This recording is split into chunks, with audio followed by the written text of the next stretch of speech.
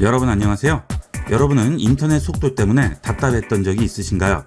지금부터 인터넷 속도를 체크하고 좀 더 빠르게 올려주는 방법을 자세히 알아보도록 하겠습니다. 우선 인터넷 속도부터 체크를 해주셔야 되겠습니다. 인터넷이 느려졌다고 생각을 하시더라도 정확한 수치가 나와야 고객센터 같은 곳에 전화를 하더라도 정확한 수치를 제시할 수가 있겠죠. 자, 네이버에 들어가셔서 스피드 테스트라고 칩니다. 자, 그러면 speedtest.net이라고 나오게 됩니다. 자, 이 사이트 들어갑니다. 그러면 여기서 바로 인터넷 속도를 측정을 해줄 수가 있습니다. 여기는 무료 사이트이기 때문에 광고가 나오니까 그것은 감안을 하셔야 되겠어요. 자, 여기서 고 버튼 누릅니다. 자, 그러면 다운로드 속도와 업로드 속도를 체크를 해주게 됩니다.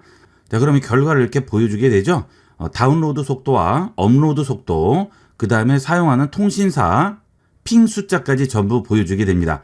저 같은 경우는 통신사와 500메가 광랜 계약을 맺고 500메가를 이용을 하고 있습니다. 여러분은 100메가를 쓰시는 분들도 있고요. 기가랜을 쓰시는 분도 있으시겠죠. 자, 속도 측정을 하실 때 여러분이 잘 모르시는 부분이 하나 있습니다. 인터넷 서비스를 이용을 하실 때 500메가, 100메가 이렇게 이용을 하시는데, 자, 그거는 초당 수치죠. 1초에 500메가, 1초에 100메가라는 얘기인데요. 우리가 일반적으로 데이터 같은 거 보내거나 받거나 할 때 쓰는 500메가, 100메가 이것과는 또 단위가 다릅니다. 자, 인터넷 서비스를 신청을 해서 이용을 하실 때 여기에 보시면 메가 bps라고 나오는 게 있죠. 자, 업로드, 다운로드 전부 메가 bps라고 단위가 붙어 있는데요. 자, 이 메가 bps는 비트 퍼 세컨드입니다. 자, 이것은 초당 몇 메가 비트를 전송하느냐죠. 자, 우리가 보통 파일의 용량을 얘기할 때 쓰는 것은 메가 바이트입니다. 자, 두 개의 차이는 비트와 바이트가 되겠는데요. 이 비트는 뭐냐면, 자, 자동차를 만드는 공장에서 자동차를 출고하게 됩니다. 자, 그러면 바퀴를 달아줘야 되겠죠. 자동차에는 바퀴가 몇 개가 달려있죠? 4개가 달려있죠. 한 개씩 주문하는 건 사실 의미가 없죠. 4개가 갖춰줘야지만 자동차의 바퀴를 완전하게 달 수가 있죠.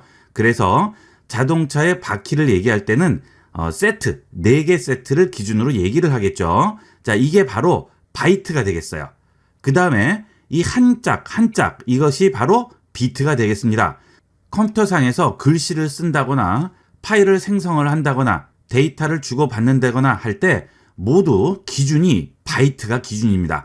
자, 이 수치를 똑같은 걸 잡아놨으면 이해하시기가 훨씬 쉬울 텐데 이렇게 다르게 해놨어요. 자, 그러면 1바이트는 몇 비트가 될까요?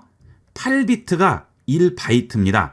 자, 8비트가 돼야 비로소 하나를 완성을 할 수가 있는 거죠. 예를 들어서 글씨를 하나 완성을 하더라도 8비트가 있어야만 완성이 됩니다. 1비트는 사실 큰 의미가 없어요. 우리가 컴퓨터에서 뭔가 일을 할 때 1비트는 사실 너무 미세한 수치이기 때문에 의미가 없죠. 최소한도 1바이트가 돼야 글씨라도 한 글자가 나오게 되는 겁니다. 자, 그래서 여기서는 너무 최소 단위이기 때문에 우리가 보통 얘기하는 뭐 하드디스크 용량 같은 거 할 때도 500기가라고 얘기를 하죠. 그런 것들은 뒤에 바이트가 생략되는 거예요. 500기가바이트, 1기가바이트, 100메가바이트 이렇게 바이트가 기준이 되죠. 자, 그래서 여기 있는 비트를 바이트로 바꿔줘야 실제 초당 어느 정도 용량의 파일을 받을 수 있는지 계산을 할 수가 있습니다. 제가 500메가짜리 랜을 이용을 한다고 그랬죠. 자, 그러면 이게 1비트 단위로 500이니까 자, 바이트로 바꾸려면 이걸 어떻게 해야 돼요? 8로 나눠줘야 됩니다. 8, 6, 48. 그 다음에 20 남죠? 8, 2, 16. 자, 초당 대략 62메가를 다운을 받을 수 있다는 얘기가 되겠습니다. 자, 이거하고는 괴리가 굉장히 크죠. 자, 그래서 여러분들이 나는 100메가 쓰는데 왜 초당 100메가씩 속도가 안 나오느냐. 파일 같은 거 다운을 받으실 때도 1초에 100메가씩 다운이 당연히 안 되죠. 자, 예를 들어서 100메가일 때는 실제 용량은 얼마를 다운을 받을 수 있을까요? 8로 나눠 봅니다. 8, 1은 8, 20 남죠? 8, 2, 16. 초당 12메가 다운을 받는 거죠. 12메가.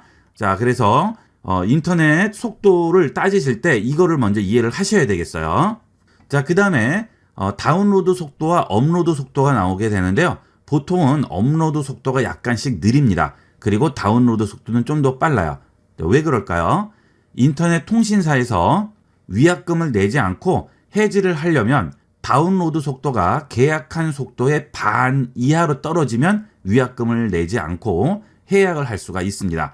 저는 500메가를 쓴다고 했죠. 그렇다면 250메가 이하로 떨어졌을 때는 위약금 없이 바로 해지를 할 수가 있습니다. 그 대신 기준이 다운로드 속도가 기준이 됩니다. 업로드 속도는 기준이 아니에요. 자, 그런데 일반적인 사용자는 거의 대부분 다운로드 속도에 많이 좌우가 되겠죠. 우리가 인터넷 페이지에 들어간다든지 검색을 한다든지 이런 것도 전부 이런 사진이나 텍스트들이 다운로드 되는 거기 때문에 다운로드 속도에 많이 좌우가 되고요. 업로드는 특별히 어떤 파일을 올린다든지 할 때, 그럴 때 영향을 받게 되겠죠. 자, 지금 제 인터넷 같은 경우에는 8로 나누면 대략 60MB의 파일을 초당 전송을 받을 수가 있는 거죠.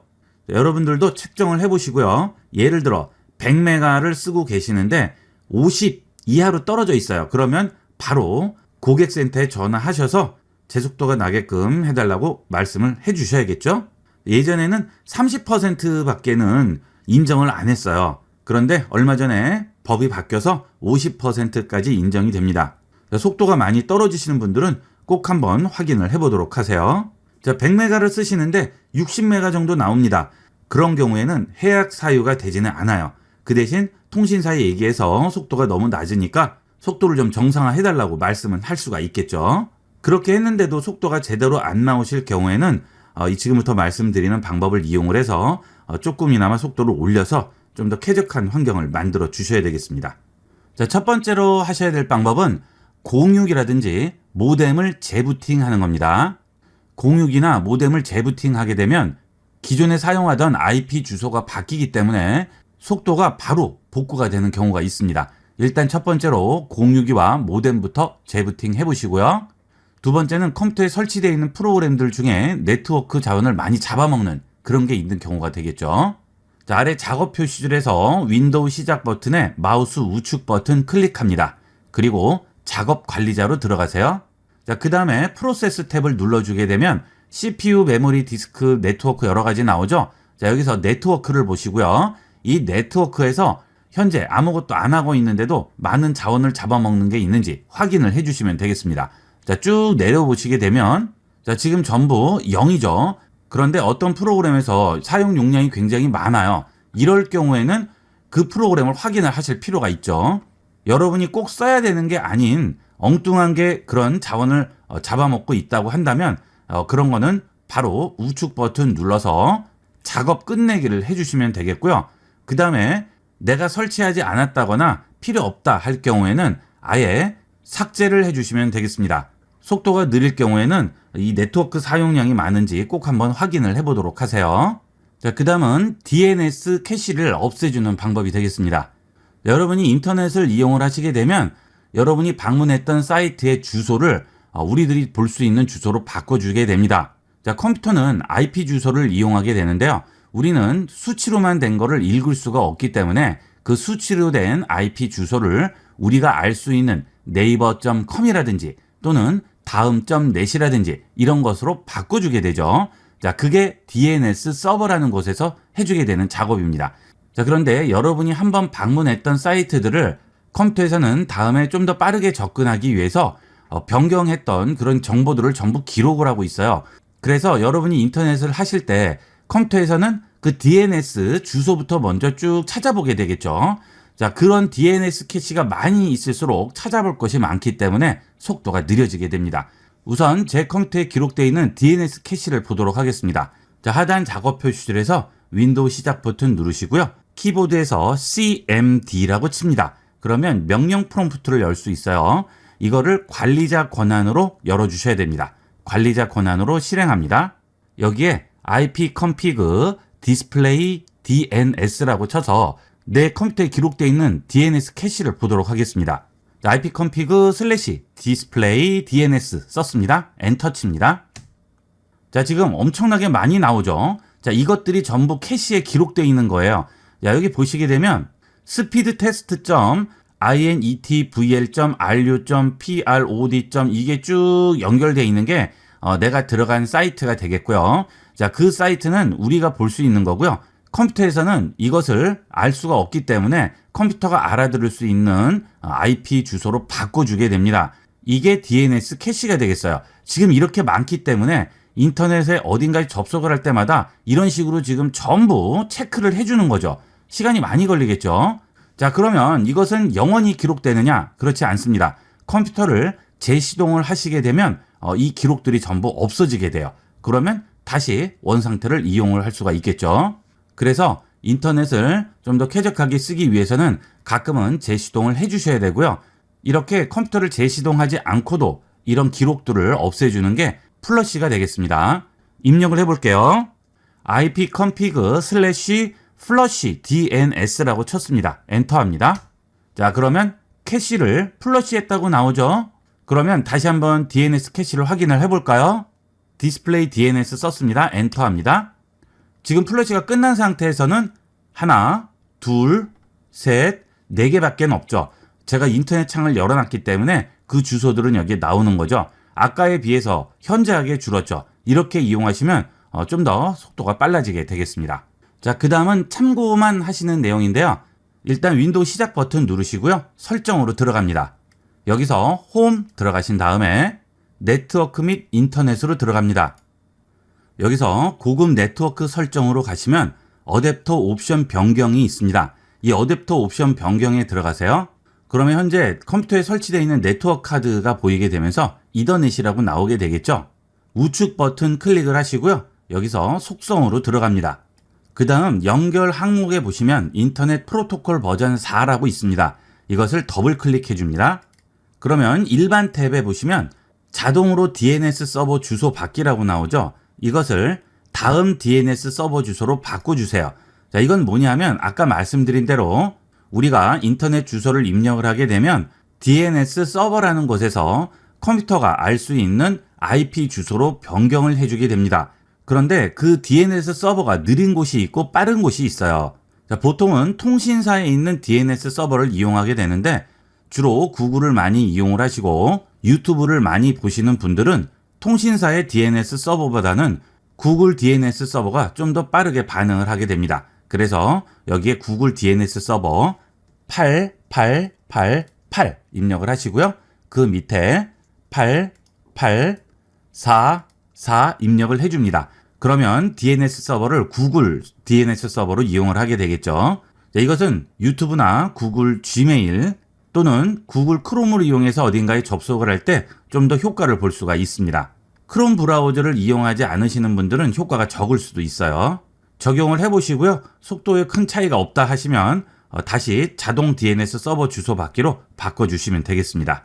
그 다음은 구글 크롬과 유튜브 이런 거 상관없이 전반적인 DNS 접속 속도를 올리시려면 여기에 클라우드 플레이어라는 곳에 DNS 서버 주소를 입력을 하시면 좀 더 빨라지게 됩니다. 이 클라우드 플레이어라는 DNS 서버는 우리나라에 있기 때문에 해외에 있는 것보다는 좀 더 빠른 속도를 보여줄 수가 있습니다. 이 클라우드 플레이어 DNS 서버는 1, 1, 1, 1, 그 다음 보조 DNS 서버는 1, 0, 1, 1입니다.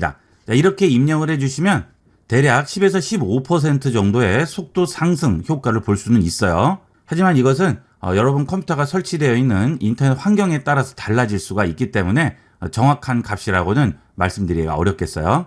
속도 효과가 미비하다 하실 경우에는 똑같이 자동 서버로 바꿔주시면 되겠습니다. 그 다음은 대역폭을 늘려서 속도를 올리는 방법인데요. 이 방법은 여러분 인터넷 공유기에 컴퓨터 한 대 또는 스마트폰 한 대 이렇게 적은 개수만 연결돼 있을 때 유용한 방법이고요. 하나의 공유기를 여러 개의 기기가 이용을 할 경우에는 오히려 속도 저하가 일어날 수가 있습니다. 이 부분은 참고해서 이용을 하도록 하셔야 되겠어요. 자, 키보드에 윈도우 키와 R 키를 동시에 눌러주면 실행창이 나오게 됩니다. 여기서 gp edit.msc라고 입력을 합니다. 여러분 윈도우 OS가 홈 버전일 경우에는 실행이 안 될 거예요. 자, 그것은 네이버에서 gp edit.msc 검색을 해주시게 되면 많이 올라와 있을 거예요. 다운을 받으셔서 설치를 해주시면 되겠습니다. 자, 확인합니다. 자, 우측에서 컴퓨터 구성 더블 클릭해 주시면 관리 템플릿이라고 나오죠. 더블 클릭합니다. 그 다음 네트워크에 들어갑니다. 또 더블 클릭하세요. 그러면 QoS 패킷 스케줄러라고 나오죠. 자, 여기 또 더블 클릭하세요. 여기에 보시면 예약 대역폭 제한이라고 나오죠. 자, 여기 들어갑니다. 더블 클릭합니다. 자, 지금 구성되지 않음으로 나와 있죠. 자, 이것을 사용에 체크를 해주시게 되면 80으로 바뀌게 될 겁니다. 기본값이 80%예요. 자, 이건 뭐냐 하면 여러분이 공유기로 인터넷에 연결을 할 때 그 공유기는 접속할 수 있는 시간을 전부 나눠서 할당을 해줍니다. 자, 예를 들어서 5대의 기기가 공유기를 통해서 인터넷에 접속을 할 경우에 1초를 5분의 1로 나눈 다음 각 기기마다 5분의 1초씩 할당을 해주는 거죠. 그런데 이렇게 대역폭 제한을 80%로 걸어버리게 되면 지금 이 기기에서 전체가 공유할 수 있는 시간의 80%를 가져가게 되는 거죠. 이 문제 때문에 여러 대의 기기가 공유기에 연결이 돼 있을 경우에는 오히려 다른 기기 속도에 영향을 줄 수가 있습니다. 다른 기기들도 인터넷에 접속을 해야 되는데 얘가 독점을 해버리게 되는 거죠. 하지만 이 컴퓨터만 이 공유기에 연결돼 있어요. 이때는 대역폭 제한을 풀어버리면 내가 이 속도를 온전히 다 사용을 할 수가 있는 거죠. 연결돼 있지 않은 기기에도 할당을 해줄 필요가 없기 때문에 온전히 그 속도를 다 유지를 할 수가 있습니다. 그래서 공유기에 연결된 기기가 적을 경우에는 대역폭 제한을 0으로 바꿔주세요. 그러면 속도 향상을 느끼실 수가 있을 거예요. 하지만 좀 전에 말씀드렸다시피 공유기에 연결된 기기가 여러 대일 경우에는 그냥 그대로 구성되지 않음으로 주시는 게 좋습니다. 이것은 본인 사용 환경에 맞춰서 이용을 하도록 하세요. 그 다음은 브라우저에 캐시를 삭제하는 방법이 되겠습니다. 인터넷 브라우저 실행하시고요. 자, 크롬 브라우저일 경우에는 우측 상단 점 3개 버튼 누릅니다. 그리고 설정으로 들어갑니다. 그 다음 좌측에서 개인정보 및 보안으로 들어가세요. 여기 보시면 인터넷 사용 기록 삭제라고 있죠. 쿠키, 캐시 등 삭제한다고 하죠. 여기 들어가셔서 인터넷 사용 기록을 삭제해 주시면 되겠습니다. 사용 기록, 쿠키 및 기타 사이트 데이터, 캐시된 이미지 및 파일 이런 것들을 삭제를 해주게 됩니다. 그러면 속도에 좀 더 영향을 주게 되겠어요. 그 다음은 공유기와 컴퓨터 연결을 무선으로 하느냐 유선으로 하느냐에 따라서 속도 차이가 있을 수 있습니다. 요즘 나오는 신형 공유기나 고급 공유기일 경우에는 두 가지 차이가 그렇게 크지는 않겠지만 공유기가 오래된 예전 공유기거나 인터넷 속도가 느린 곳에서는 무선과 유선에 따라서 속도 차이가 클 수가 있습니다. 예를 들어서 내 공유기로 들어오는 속도가 100메가 속도일 경우에는 아무리 빨라도 100메가를 넘을 수는 없겠죠. 기가 공유기를 이용을 한다고 하더라도 들어오는 속도가 100메가이기 때문에 100메가 이상의 속도를 내는 것은 불가능합니다. 그런데 연결된 속도가 100메가라는 기준은 유선일 경우고요. 무선일 경우에는 거기서 다시 반 정도가 줄게 되겠죠.